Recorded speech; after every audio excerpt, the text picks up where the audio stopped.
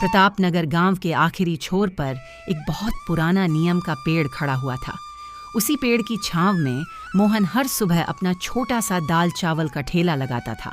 उस ठेले पर एक बड़ा भगोना दाल से भरा रहता था। एक बड़ा भगोना चावल का होता था और साथ में 2-4 कटोरियां रखी रहती थीं। पूरा दिन निकल जाता था, मगर मुश्किल से 5-6 लोग ही उसके यहाँ खाना खाने आते थे। उस दिन भी धूप तेज चमक रही थी। मोहन ठेले के पास बैठा यही सोच रहा था कि आज फिर कमाई बहुत कम हुई। तभी एक आदमी जो रोज उसके ठेले से खाना खाता था वहां आकर रुका। अरे मोहन भाई, तुम इस ठेले से घर कैसे चला लेते हो? मोहन ने लंबी सांस ली और उदास स्वर में बोला, क्या बताऊं भैया, बड़ी मुश्किल से घर का खर्च चल पाता है। ऊपर से पुराना उधार भी सिर पर चढ़ा हुआ है। अब तो बस जैसे तैसे इसी काम में दिन काट रहे हैं। अरे यार, दाल चावल बेचकर भला कितना कमा लोगे? कभी कुछ नया करने का ख्याल नहीं आया? नहीं भैया, मुझे और कुछ बनाना आता ही नहीं। खेत भी नहीं है कि खेती करके गुजारा कर सकूं। जो आता है वही बेचकर पेट पाल रहा हूं। देख भाई, अगर जिंदगी में आगे बढ़ना है तो कुछ अलग करना पड़ेगा। लोग अब नए नए स्वाद ढूंढते हैं। इतना कहकर वह आदमी वहां से चला गया। मोहन की आंखों में गहरी सोच उतर आई। वह सही कह रहा था। आखिर ऐसा क्या बनाया जाए जो लोगों को पसंद भी आए और सही दाम भी मिल जाए। उसी समय एक औरत अपने छोटे बेटे का हाथ थामे वहां पहुंची। चल बेटा, दाल चावल खा लेते हैं। बेटा मुंह फुलाते हुए बोला, नहीं माँ, मुझे दाल चावल नहीं चाहिए, मुझे बिरयानी खानी है। बेटा, यहाँ बिरयानी नहीं मिलती और वो बहुत महंगी भी होती है। चल दाल चावल ही खा ले। नहीं माँ, मुझे ये नहीं खाना। माँ मजबूरी में ठेले से हट गई और बेटे को साथ लेकर चली गई। मोहन चुपचाप यह सब देखता रह गया। उसके दिमाग में अचानक एक ख्याल कौंधा। बिरयानी? हाँ, लोगों को बिरयानी बहुत पसंद होती है और वो महंगी भी बिकती है। शायद यही चीज ज्यादा चल सकती है। शाम को जब मोहन ठेला समेटकर घर पहुंचा तो उसके चेहरे पर उम्मीद की चमक दिखाई दे रही थी। उसने अपनी पत्नी को आवाज दी, सावित्री।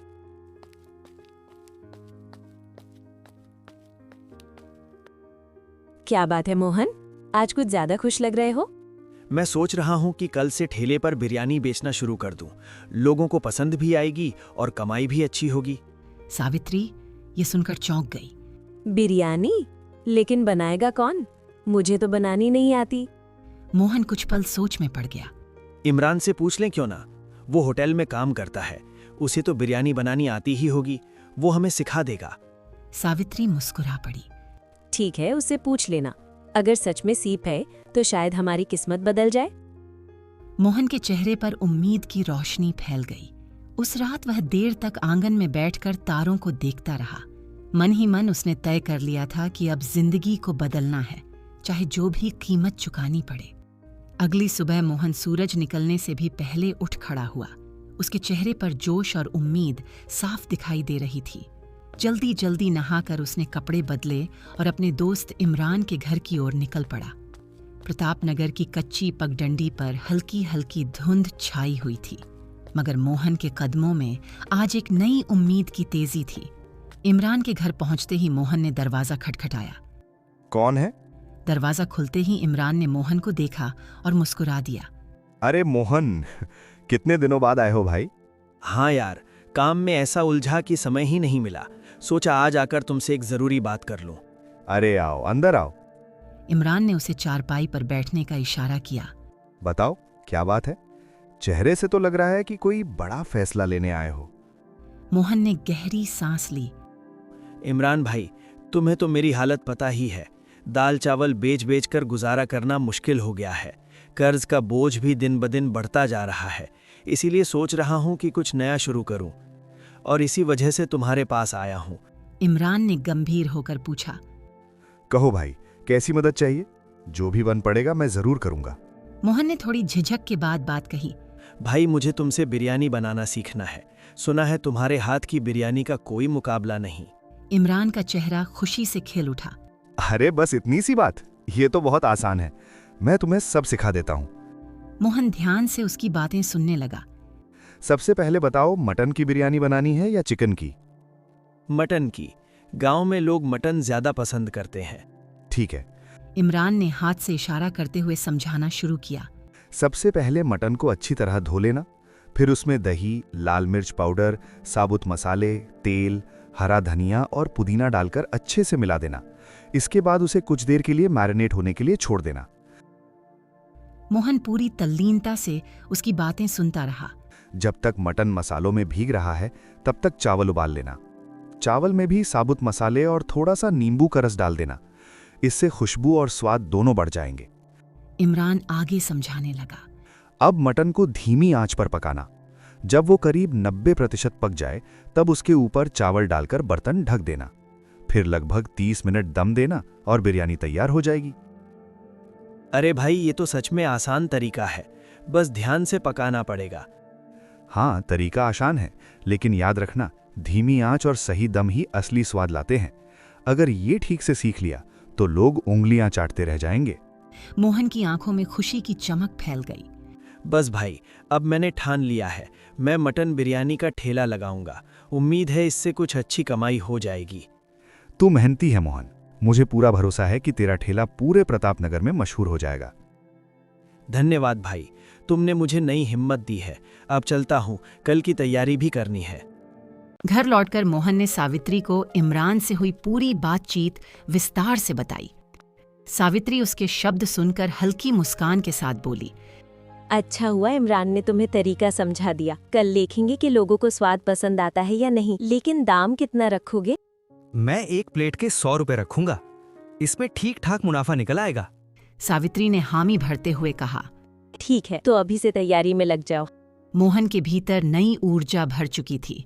उस रात वह बार बार बिरयानी बनाने के हर स्टेप को मन में दोहराता रहा और अगली सुबह की कल्पना करते हुए तैयारी की योजना बनाता रहा। सुबह होते ही मोहन फुर्ती से उठ खड़ा हुआ। उसके चेहरे पर अब पहले जैसी थकान नहीं थी, बल्कि उम्मीद की चमक थी। उसने ताज़ा मटन अच्छी तरह धोया, फिर इमरान की बताई विधि याद करते हुए उसमें दही, लाल मिर्च पाउडर, साबुत मसाले, पुदीना और हरा धनिया मिलाकर प्यार से मसालों में लपेट दिया। सावित्री, देखना आज पूरे प्रतापनगर में ऐसी खुशबू फैलेगी कि लोग खुद खींचे चले आएंगे। हाँ, भगवान करे आज तेरा ठेला सबको पसंद आए। मैं भी तेरे काम में हाथ बटाती हूँ। मोहन ने चावल उबालते समय उसमें नींबू का रस और मसाले डाल दिए। रसोई घर से उठती खुशबू ने मोहन के पेट में भी भूख जगा दी। बड़े बड़े हांडी में बिरयानी भरकर उसने ठेला सजाया। इसके बाद वह प्रतापनगर के मुख्य चौराहे की ओर निकल पड़ा। जैसे ही बिरयानी का पहला दम खोला गया, उसकी खुशबू चारों तरफ फैल गई। रास्ते से गुजरने वाले लोग रुक रुक कर देखने लगे।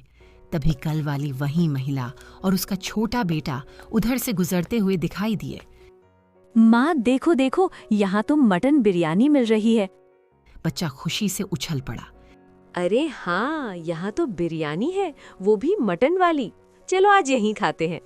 माँ बेटा दोनों ठेले के पास आकर खड़े हो गए।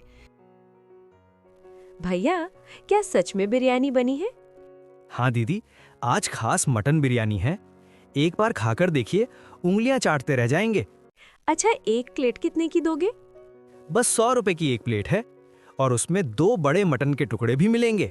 मोहन ने बड़े प्यार से एक प्लेट परोसकर उनके सामने रख दी। महिला और उसका बेटा जैसे ही खाने लगे, उनके चेहरे खिल उठे। अरे भाई, ये तो कमाल की बिरयानी है। महिला हैरानी से बोली, माँ, ये तो होटल की बिरयानी से भी ज्यादा स्वादिष्ट है। एक प्लेट और ले लो ना। महिला हंसते हुए बोली। अच्छा, एक प्लेट और दे देना। मोहन के दिल में खुशी की लहर दौड़ गई। उसने तुरंत दूसरी प्लेट भी तैयार कर दी। भैया, अब दाल चावल मत बनाना। तुम्हारी मटन बिरयानी तो सच में लाजवाब है। इसी दौरान 2 बुजुर्ग व्यक्ति ठेले के पास आकर रुक गए। अरे मोहन, आज सबको मटन का मजा चखा रहे हो क्या? एक बुजुर्ग ने हंसते हुए सवाल किया। काका, आज सिर्फ मटन नहीं, मटन बिरयानी परोसी जा रही है। लीजिए, आप भी चक्कर देखिए। वाह, ये तो मेरी पसंदीदा डिश है। 2 प्लेट लगा दो। जैसे ही दोनों बुजुर्गों ने पहला कौर मुंह में रखा, अरे भाई, क्या बात है, ये तो सच में बहुत स्वादिष्ट बनी है। मटन इतना नरम है कि मुंह में रखते ही गल जाता है। मसालों का स्वाद भी कमाल का है। धन्यवाद काका, आपके दुआओं से ही ये सब संभव हो पाया है। धीरे धीरे ठेले के आसपास भीड़ इकट्ठा होने लगे। बिरयानी की खुशबू से खींचकर लोग दूर दूर से आने लगे। शाम होते होते हांडियों में एक दाना भी बाकी नहीं बचा। खाली बर्तनों को देखकर मोहन ने राहत की सांस ली। वह खुश होकर अपना ठेला समेटते हुए घर की ओर लौट पड़ा। घर के दरवाजे पर कदम रखते ही उसने आवाज लगाई, सावित्री, आज तो गजब हो गया। एक ही दिन में उतनी कमाई हो गई जितनी पहले पूरे महीने में नहीं होती थी। सावित्री खुशी से भरकर बोली, सच में वाह भगवान, अब तो धीरे धीरे हमारा सारा कर्ज उतर जाएगा। तेरा ठेला तो मशहूर हो गया।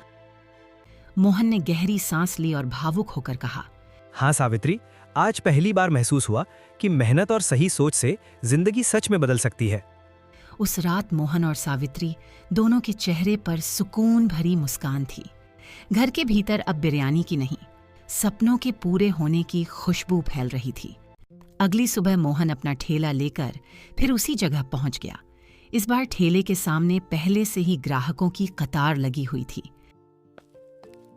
तभी इमरान वहां आया और मुस्कुराते हुए बोला, अरे मोहन, लगता है तूने तो मुझे भी पीछे छोड़ दिया। तेरी बिरयानी की खुशबू पूरे प्रताप नगर में फैल चुकी है। अरे यार, पहले खुद खाकर देख तो लो, फिर बताना कैसी बनी है। इमरान ने मुस्कुराकर सिर हिलाया। मुझे खाने की जरूरत नहीं है, लोगों की तारीफें सुनकर ही समझ आ गया है कि तूने कमाल कर दिया है। मोहन भावुक हो उठा। भाई, ये सब तेरी वजह से मुमकिन हो पाया है। तूने ही मुझे सही रास्ता दिखाया। तेरे इस एहसान को मैं कभी नहीं भूलूंगा। अरे पगले, दोस्तों के बीच एहसान की बातें नहीं होती। तुझे यहाँ तक तेरी मेहनत लेकर आई है। धीरे धीरे मोहन की बिरयानी का ठेला पूरे प्रताप नगर में मशहूर हो गया। अब वह सिर्फ एक ठेले वाला नहीं रहा, बल्कि सबकी पसंदीदा बिरयानी वाला मोहन बन चुका था। गरीबी और कर्ज की जगह अब उसके घर में खुशहाली और तरक्की की महक बस चुकी थी।